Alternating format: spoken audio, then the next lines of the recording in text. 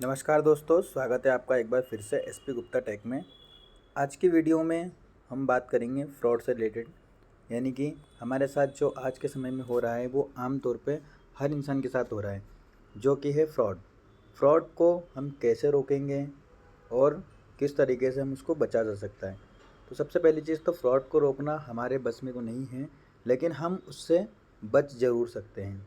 कैसे बच सकते हैं उसकी मैं आपको टिप्स बताऊँगा। तो सबसे पहले आपको स्क्रीन पर आपको दिख रहे होंगे यहाँ पर फ्रॉड से अगर आपके साथ किसी भी तरह से फ्रॉड जाता है तो सबसे पहले आपको क्या करना है। सबसे पहला काम आपको करना है, या तो आप 1930 टोल फ्री नंबर होता है उस पर आप कॉल करें। अगर वहाँ से आपकी मदद नहीं, कॉल नहीं लग रहा है किसी कारण से, तो आप cybercrime.gov.in इस गवर्नमेंट की ऐप वेबसाइट पर जाके भी आप, या फिर sancharsati.gov.in पे जाके भी आप वहाँ से आपकी शिकायत दर्ज कर सकते हो। या फिर आपके मोबाइल में आप किसी तरीके से अगर परेशान हो रहे हो, अननोन नंबर से कॉल आ रहे हैं, मैसेज आ रहे हैं, लोन ऑफ़र या कुछ भी आपको किसी भी तरीके से फ्रॉड कर रहा है, तो आप ट्राई DND ऐप का यूज़ करके उनको आप ब्लॉक भी कर सकते हैं। तो हम आगे आपको दिखाते हैं किस तरीके से फ्रॉड होता है। पहला फ्रॉड होता है, आपके पास मैसेज आते हैं। आपने ध्यान दिए होंगे, आपके पास कुछ इस तरीके से मैसेज आते हैं। अननोन नंबर्स होते हैं, या हो सकता है ऊपर जो नंबर यहाँ पर दिख रहा है आपको, इसका मैसेज सेंटर नंबर भी कुछ होता है। मैसेज सेंटर नंबर में वो हो सकता है बैंक का नाम भी डुप्लीकेट यूज़ करते हैं। मैं आपको अभी कुछ मैसेजेस दिखाऊंगा कि किस तरीके से। मैं आपको एक मैसेज दिखाता हूँ। देखिए, जैसे ये एक क्रेडिट रुपये से मैसेज आया है। इस मैसेज के अंदर अगर आप देखेंगे तो यहाँ पर इसकी वेबसाइट भी दी हुई है और ये मैसेज वेरीफाइड भी है, यानी कि ये आपको बैंक से जो है वो आप इससे अगर लोन की प्रोसेस करेंगे तो हो सकता है कि आप जो है इससे सेफ़ रहें।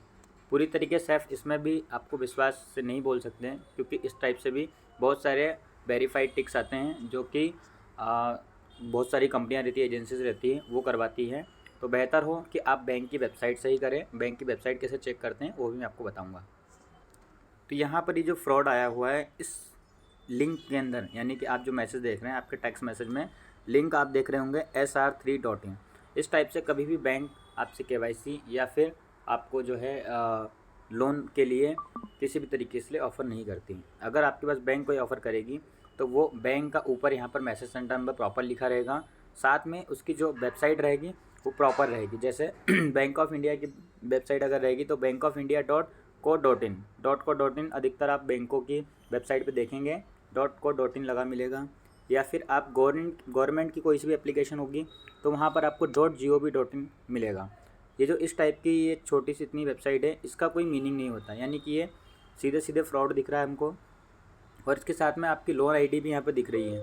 लोन आईडी यहाँ पर दिख रही है। सबसे पहला क्वेश्चन तो यही उठता है कि जब आपने कोई प्रोसेस ही नहीं किया तो आपकी लोन आईडी कैसे जनरेट हो गई। तो इस तरीके से फ्रॉड होते हैं। अब मैं आपको आगे चलता हूँ कि दूसरा जो है मेल के थ्रू आपको कैसे किया जाता है। मोस्टली आपके पास जो मेल्स आते हैं वो आपको इनबॉक्स में आते हैं। कुछ फ्रॉड मेल्स होते हैं तो वो जीमेल जो है वो ऑलरेडी उसको स्पैम में डाल देता है। कई बार वो आपके इनबॉक्स में भी कुछ उस टाइप से फ्रॉड मेल भी आते हैं। तो आप देखेंगे जैसे ये एक्सिस बैंक का मेल है। अब यहाँ पर आप इसकी वेबसाइट देखेंगे तो info@alert.axisbankmail.in यहाँ पर इसकी मेल आईडी है। आपको थोड़ा सा पहचानना पड़ेगा इसमें। ये यहाँ पर देखिए आपको है ना वेरीफाइड का टिक भी आजकल आने लग गया जीमेल पे। अब इंस्टेंट बैंक की अगर हम चेक करेंगे तो यहाँ पर भी देखिए instant.com, मतलब सब में आप देखेंगे .com लगा हुआ है। अब मैं आपको बात करूँगा स्पैम मेल में पड़े हुए कुछ मेल, वो किस टाइप से फ्रॉड आते हैं। तो ये जैसे एक फ़्रॉड मेल है, यहाँ पर आप देखेंगे इनकी मेल ID @whirlpool.com। तो ये जो मेल ID है ये आपको जो है यहाँ पर ऑलरेडी स्पैम में दिख रहा है। आप दूसरा मेल देखेंगे, ये देखिए यहाँ पर इनकी जो वेबसाइट है yandex.com। इसको आप वेरीफाइड इस कंपनी से रिलेटेड आप जो देखेंगे आपको कहीं मिलेगा नहीं। और ये इनके मेल में आप देखना कभी भी है ना, ये आपसे पेमेंट की डिमांड करेंगे। तो आपको इस टाइप से मेल और इस टाइप के मेल को ओपन भी नहीं करना। कई बार क्या होता है इसके अंदर ओपन तो आपने कर लिया, कुछ इसमें लिंक्स रहती हैं, लिंक्स पे आपको क्लिक नहीं करना, ना ही इनको रिप्लाई देना है। क्योंकि इसमें क्या होता है कई बार आपका डेटा भी चोरी हो सकता है। वो कैसे हो सकता है मैं आपको बताता हूँ। आपने व्हाट्सएप पे देखा होगा कई बार आपके पास मैसेज आते हैं, कोई एपीके आती है, आपके किसी फ्रेंड ने भेजी होगी या फिर ऑटोमेटिक भी किसी अननोन नंबर से आती है। उस एपीके यानी एप्लीकेशन फ़ाइल होती है, उसमें आप देखेंगे वहाँ पे लिखा रहेगा कि आपका चालान, यानी चालान लिखा रहेगा, या फिर इस टाइप से कुछ आपको बैंक ऑफ़र, लोन ऑफ़र इस टाइप से आएंगे। अगर आप उसको खोलेंगे चालान को, आप ये सोचेंगे कि मैं खोल के देखूँ, हो सकता हो मेरा चालान तो नहीं, मेरी गाड़ी का चालान तो नहीं आ गया। तो आप जैसे इसको ओपन करेंगे, क्या होगा कि आपकी जो ऐप का परमिशन जैसे आप देंगे, क्योंकि कोई भी एप्लीकेशन आप खोलते हो सबसे पहले आपसे परमिशन मांगता है। जैसे आप उसको परमिशन देंगे, आपकी स्क्रीन शेयर हो जाएगी उनके पास, यानी कि आपके पास अगर कोई OTP आता है तो वो उनको दिख जाएगा। इस तरीके से वो क्या करेंगे, सबसे पहले आपका व्हाट्सअप लॉगिन करेंगे। जैसे ही व्हाट्सअप लॉगिन करेंगे, आपके मोबाइल पे मैसेज आएगा OTP का, वो मैसेज उनको दिख जाएगा क्योंकि उन्होंने ऑलरेडी आपके ऐप के माध्यम से परमिशन ले ली है। फिर वो क्या करेंगे, आपके व्हाट्सअप को वो हैक करेंगे और उस व्हाट्सअप से आपके सारे कॉन्टैक्ट्स को मैसेज भेजेंगे। हो सकता है पेमेंट की डिमांड करें, या हो सकता है किसी को कुछ गलत शब्द के द्वारा उनको जो है वो मैसेज भेजें, जिससे कि आपका व्हाट्सअप कंपनी या इंस्टाग्राम या फेसबुक अकाउंट वो वहाँ से ब्लॉक कर देते हैं। तो ये फ्रॉड वाले इस तरीके से फ्रॉड करते हैं। अब बचने का आपको मैं तरीका बताता हूँ कैसे बचा जाएगा। तो सबसे पहला तरीका बचने का मैंने आपको सामने स्क्रीन पे दिखाया है कि आप इन माध्यम से आप बच सकते हो। दूसरा तरीका है आप कैसे इसके अंदर और किस तरीके से आप जो है स्कैम से बचेंगे। सबसे पहले आपके पास ट्राई अधिकारी के फ़ोन आते हैं, मतलब आपने देखे होंगे आप इस टाइप्स के आजकल वेब सीरीज़ और जो सीरियल्स होते हैं उसमें भी बताया जा रहा है कि आपके पास कोई भी अगर अननोन नंबर से कॉल आता है, बैंक का अधिकारी या पुलिस का, और आपको बोलता है कि आप जो है किसी भी तरीके से गलत काम में आप फंस गए, हमारी आपके पास कंप्लेंट है, तो आप बिल्कुल मत डरिए। अगर आप गलत हैं तो आप चाहकर भी उनको पैसे दे के वो छूट नहीं सकते हैं, क्योंकि हमारे धीरे धीरे भारत का सिस्टम इतना मजबूत होते जा रहा है कि आपने अगर किसी को पैसे दे के आप कुछ समय के लिए बच सकते हैं। अगर वो एक्चुअल में मतलब असली पुलिस वाला भी है या असली कोई CBI अधिकारी भी है, तो आप कुछ समय के लिए बच सकते हो।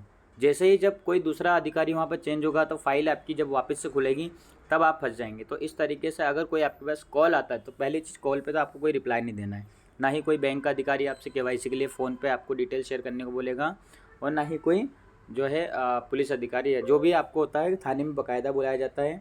अभी मेरे कुछ परिचित जो हैं दुकानदार भाई हैं, उनके पास फ़ोन आए हैं पुलिस स्टेशन से, साइबर क्राइम से, कि आपके थ्रू कुछ गलत सिम कार्ड इशू हुआ है। तो बाकायदा उन्होंने उनको साइबर क्राइम अपने नियरेस्ट जो है वहाँ पर उन्होंने बुलाया पूछताछ के लिए, उनसे डॉक्यूमेंट्स लिए, सारी चीज़ें, और उन्हें फ्री कर दिया। अगर वो गलत होंगे तो उसमें वो कुछ भी नहीं कर सकते, क्योंकि ऐसे एक दो और भी मेरे रिलेटिव्स हैं तो वो काफ़ी टाइम से परेशान भी हो रहे हैं, मतलब वो बार बार पैसे भी जाना पड़ता है उनको।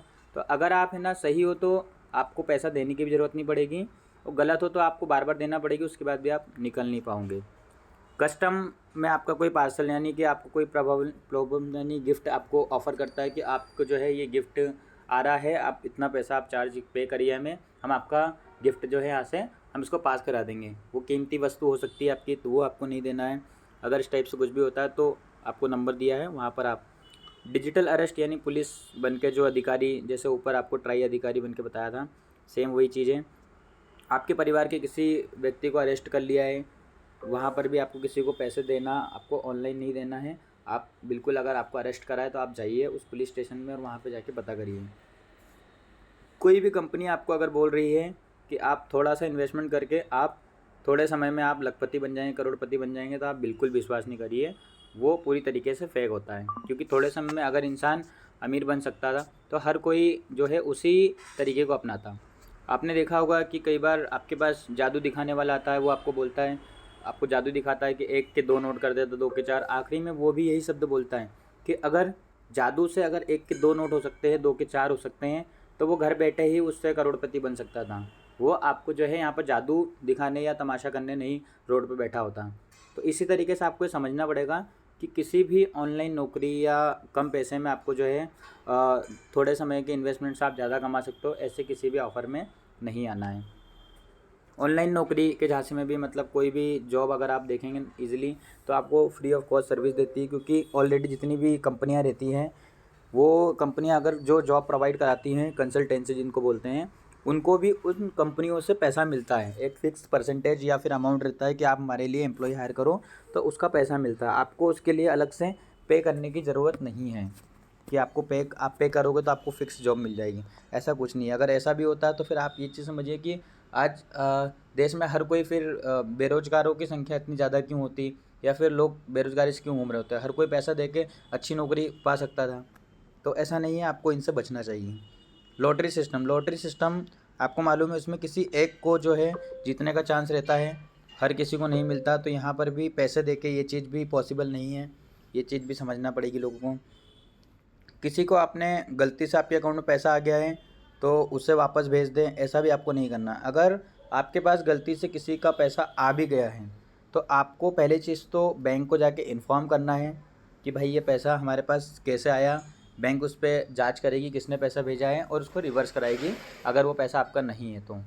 और अगर गलती से कोई आपको क्लेम भी करता है तो आप बैंक उसके बोलिए कि भाई अपने नज़दीकी बैंक में जाइए जहाँ पर आपका बैंक अकाउंट है, वहाँ पर चाहिए चार्ज बैक की रिक्वेस्ट डालिए। वो चार्ज बैक की रिक्वेस्ट डालेंगे, वो आरबीआई के थ्रू जो है रोटेट होते हुए आपके बैंक के पास जाएगा। बैंक आपसे कॉल करके वेरीफाई करेगी कि आपका पैसा किसी संबंधित व्यक्ति ने गलती से भेज दिया था, वो क्लेम करना चाह रहा है। आप जब ओके करेंगे तब वो पैसा जाएगा। हो सकता है कुछ समय के लिए आपका अकाउंट, वो जब तक पैसा ट्रांसफ़र नहीं होता वो अमाउंट या फिर आपका अकाउंट कुछ समय के लिए होल्ड भी कर सकती बैंक, बट लेकिन बिना आपकी सहमति के ऐसा कुछ भी नहीं होता है।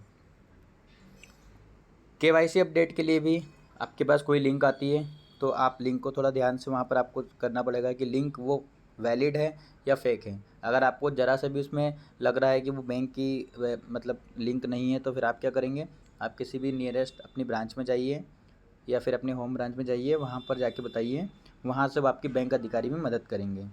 फर्जी टैक्स रिफ़ंड में भी आप सीए से सलाह करें, वो ज़्यादा बेटर रहेगा क्योंकि सीए आपको बताएगा कितना आप रिफ़ंड ले सकते हो कितना नहीं। क्योंकि एक इनकम पर एक फ़िक्स टैक्स तो देना ही होता है, उसको आप कितना भी कोशिश करके उसको नहीं बचा सकते हो। और अगर बचाने की कोशिश करोगे तो आप गलत जानकारी दोगे। तो गवर्नमेंट आजकल सारी चीज़ें एआई से बहुत सारी चीज़ें हो गई, गवर्नमेंट का काम भी ईज़ी हो गया है। तो ये चीज़ आपको ध्यान रखना पड़ेगी किस तरीके से आप जो है बच सकते हो।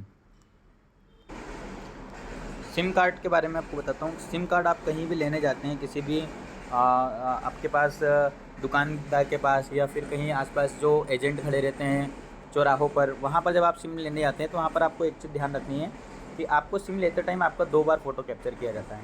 पहली बार आपको एक वाइट बैकग्राउंड में खड़ा करना पड़ता है जिसके अंदर आपके पीछे वाइट बैकग्राउंड होता है आपके सर के पीछे, और आपके दोनों कान दिखना चाहिए, आपका फेस दिखना चाहिए। वो इसलिए कराया जाता है ताकि किसी की मतलब आपके साथ ऐसा नहीं करा हो कि आप कहीं खड़े हो चुपचाप तरीके से आपसे आपका एक फ़ोटो खींच लिया हो और फिर पल के तो इंसान हर जगह चिपकाता है, तो मोबाइल से किसी भी तरीके से आपसे जो है बिना आपके परमिशन के आपका जो है वो आपके नाम से सिम इशू कर दें। क्योंकि आधार नंबर और डेटा आजकल हर जगह शेयर होता है। आप किसी काम से किसी अपने मित्र को फॉरवर्ड करते हो आपका आधार कार्ड या कोई सी भी डिटेल्स आप शेयर करते हो, आधार नंबर किसी को लिख के भेजते हो, तो डेटा हर जगह इधर से उधर होता रहता है। हो सकता है आपके फ्रेंड ने किसी और को फॉरवर्ड कर दिया हो, किसी के लोन वाले को, केवाईसी वाले को आपने दिया हो, या फिर व्हाट्सअप वाले ने ही वो डेटा कहीं इधर उधर शेयर कर दिया हो। तो बहुत सारी चीज़ें हो सकती हैं, तो इस तरीके से आपको बचना पड़ेगा। वहाँ पर आपको एक चीज़ विशेष ध्यान रखना पड़ेगी जब आप सिम लेने जा रहे हो, जो एजेंट आपके सिम कार्ड की प्रोसेस कर रहा है, आप एंड तक देखिए कि वो प्रोसेस एक बार में पूरी कंप्लीट हो चुकी है या नहीं। अगर किसी कारण से वो प्रोसेस नहीं कंप्लीट होती है, एजेंट आपको वापस से बोलता है कि मेरा आपका वापस फ़ोटो लगेगा, तो आप चेक करिए इसके मोबाइल में वो प्रोसेस पहले से एक बार कंप्लीट तो नहीं हो गई है, 2 बार तो नहीं, दूसरी बार तो नहीं कर रहा है। वैसे तो गवर्नमेंट ने ही इसमें अभी एक अच्छा पिछले 2-3 सालों से नियम बना रखा है कि एक दिन में एक व्यक्ति के नाम से एक ही सिम कार्ड इशू होता है। तो वहाँ पर भी आपको डरने की ज़रूरत नहीं है। अगर कोई दुकानदार आपको अगले दिन बुलाता है और कहता है कि आपकी एक दिन पुरानी रिक्वेस्ट रिजेक्ट हो गई है, तो सबसे पहले ये चेक करिए कि आपके मोबाइल पे मैसेज आया है या नहीं। आजकल हम अपना आधार से हम कुछ भी फेस रिकॉग्नाइज़ करते हैं या फिर आधार से किसी को हम सहमति देते हैं, तो आपके पास मैसेज भी आता है कि आपका आधार यहाँ पर यूज़ हुआ है इस काम से, और अगर आपकी मेल आईडी रजिस्टर्ड है तो मेल पे भी आता है। तो कोशिश करिए कि आपकी मेल आईडी भी अपडेट रखें। मेल आईडी भी अपडेट हो जाती है किसी भी आधार सेंटर से, तो इन 2 चीज़ों को अपडेट रखना ही बहुत ज़रूरी है। ये अभी त्योहारों का समय शुरू हो रहा है, त्योहारों के समय में बहुत सारे ऑफ़र आएंगे कि आपको जो है मोबाइल जो है, आपने देखा होगा कि 349 में मोबाइल बुक हो रहा है, मतलब कम रेट में आपको, जो कि आपको भी लगे कि नहीं इतने कम रेट में तो कहीं नहीं मिलेगा, तो आप जल्दी से उस लिंक पे क्लिक कर देते हो। आपको सबसे पहले ऐसे लिंक पे ध्यान देना पड़ेगा और ऐसे किसी भी सेल में आपको नहीं फंसना है, क्योंकि इसमें क्या होता है कि एक बार आपने हो सकता है 349 पे कर दी हो, फिर बाद में आपको बोले कि नहीं आपको 1000 रुपीज़ पे करना पड़ेगा डिलीवरी चार्ज के। तो इस तरीके से वो थोड़ा थोड़ा अमाउंट आपसे जो है वो लेते जाएंगे, और एंड में क्या होगा कि आपके पास एक बड़ा अमाउंट जब आपका फंस जाएगा तो फिर आप बड़े अमाउंट भी पे करने के लिए रेडी हो जाते हैं, और फिर वहाँ पर आपका पूरा पैसा फंस जाता है। बहुत सारी कंपनियां अभी मार्केट में आप देख रहे होंगे जॉब का ऑफ़र देते हैं। जॉब का ऑफ़र इस टाइप से देते हैं कि आपके टेलीग्राम या व्हाट्सएप पे मैसेज आएगा कि आप जो है यहाँ पर 5 स्टार रेटिंग दीजिए गूगल मैप पे, आपको डेली 5 करना है, 50 रुपये 75 रुपये पर लीड का आपको मिलेगा। वो क्या करते हैं, शुरुआत में तो आपको पैसा देते हैं 250-300 रुपये, फिर उसके बाद आपको बोलेंगे कि ये टास्क पूरे करने रहेंगे। यहाँ पर पहले टास्क में आपको 1000 रुपये का बोलेंगे, आपको 1200 रुपये आपको तुरंत आएंगे। आप 1000 रुपये पे करोगे। वो अकाउंट नंबर भी हर बार अलग अलग यूज़ करते हैं। आप एक अकाउंट में पैसा भेजोगे, फिर वहाँ से आपको 1200 रुपये किसी अननोन पर्सन के अकाउंट से आपके पास आएगा। वो भी फ्रॉड का पैसा रहता है, और वो जो डलवाते हैं वो भी फ्रॉड को ही डलवाते हैं। जैसे आपको 1200 रुपये आ रहे हैं, वैसे ही वो किसी और को डलवाते हैं 1000 रुपये, जिसने 800 रुपये इन्वेस्ट किए हों। फिर क्या करेंगे, अगली बार है ना आपको 2 बार फ़ायदा कराएंगे, 1200 रुपये से 2 बार आपको कराएंगे। आपने 400 रुपये कमा लिए, आपका पैसा वापस आ गया, तो आपको क्या लगेगा कि मैं सेफ़ हूँ। फिर अगली बार वो बोलेंगे कि नहीं, अब आपको 2000 रुपये से मिनिमम करना पड़ेगा।